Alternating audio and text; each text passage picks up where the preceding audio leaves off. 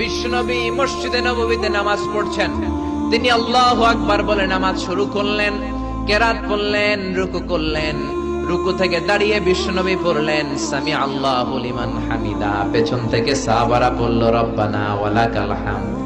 এক সাহাবী বাড়িয়ে অতিরিক্ত পড়লেন হামদান কাসীরান তাইয়িবান মুবারাকান ফি, ফিসফিসি আওয়াজে পড়ার কারণে বিশ্বনবীর কানে এটা চলে এসেছে।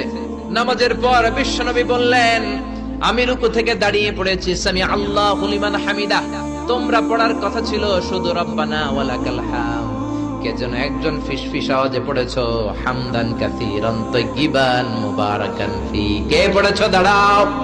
কোন সাহাবী দাঁড়ায় না ভয়ে। বিশ্বনবী অভয় দিয়ে বললেন কিছু বলবো না, কে পড়েছো? দাঁড়াও। এক সাহাবী দাঁড়িয়ে বললেন ও নবী আমি পড়েছি। বিশ্বনবী বললেন এটা তো আমি শিখাই নাই, কই পাইলা, কেন পড়ছো? সাহাবী বলে নবী গো